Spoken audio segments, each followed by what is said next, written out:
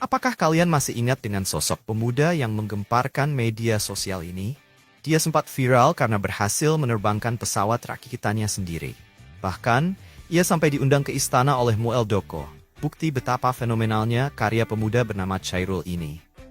Lahir di Pinrang, Chairul telah membuktikan bahwa dengan tekad dan kreativitas, ia mampu merakit pesawat menggunakan bahan seadanya. Nah, penasaran bagaimana perkembangan terbarunya? Simak terus untuk tahu lebih lanjut.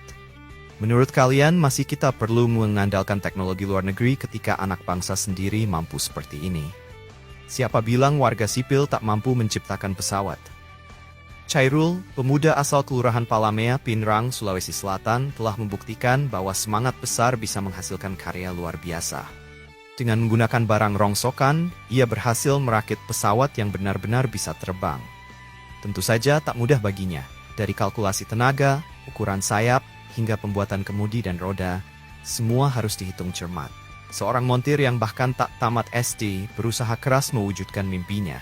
Jika anak bangsa bisa melakukan ini, mengapa teknologi lokal tak lebih banyak didukung? Ternyata, Chairul membuat pesawat ini bukan sekadar hobi, melainkan karena ia belum pernah merasakan naik pesawat. Bermula dari rasa penasarannya, ia pun mencoba merakit pesawat sendiri. Terinspirasi oleh B.J. Habibie, teknokrat besar Indonesia.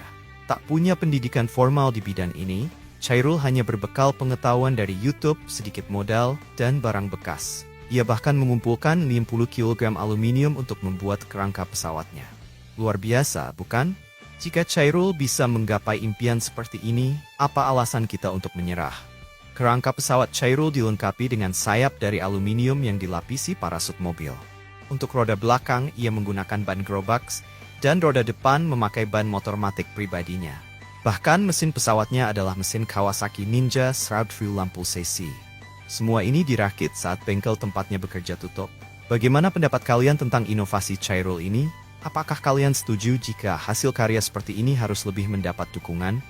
Setelah proses perakitan selesai, Chairul mencoba menerbangkan pesawatnya. 3 kali gagal, namun dengan tekad luar biasa, ia berhasil pada percobaan kelima, mengudara hingga 10-17 meter di atas tanah. Meski telah mengudara, perjalanan ini tidak semulus yang dibayangkan. Pesawat rakitannya pernah mengalami kerusakan. Kini, Chairul terus berupaya menyempurnakan pesawatnya, dan karyanya pun mendapat apresiasi dari berbagai kalangan, termasuk Bupati Pinrang hingga staf kepresidenan. Tak hanya publik yang dibuat kagum, bahkan TNI Angkatan Udara turut memberikan apresiasi besar bagi Chairul.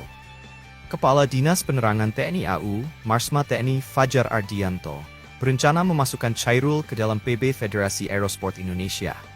Tak hanya itu, staf kepresidenan Muldoko juga ingin Chairul bergabung dalam Manajemen Talenta Indonesia, sebuah lembaga yang dibentuk untuk mendukung bakat luar biasa anak bangsa. Luar biasa bukan? Tapi, apakah janji-janji ini benar-benar akan terrealisasi atau hanya sekadar formalitas belaka? Bagaimana menurut kalian? Begitu banyak perhatian tertuju pada pesawat karya Chairul. Hingga kini, Teknik Universitas Hasanuddin Makassar ikut membantu mengarahkan dan mendampinginya. Para pakar di Unhas mendampingi Chairul untuk memastikan pesawat ultralight ini bisa memenuhi standar kelayakan terbang. Menurut kalian, apakah peran universitas dalam mendukung inovasi seperti ini sudah cukup kuat? Profesor Nasaruddin Salam, guru besar dari Unhas, menyatakan bahwa pesawat Chairul bisa digunakan untuk berbagai keperluan, termasuk menyemprot hama dan pemupukan di lahan pertanian, dengan kapasitas maksimal 100 kg dan daya tampung 2 orang. Pesawat ini bahkan menggunakan bahan bakar Pertamax dan mampu mencapai kecepatan 180 km per jam.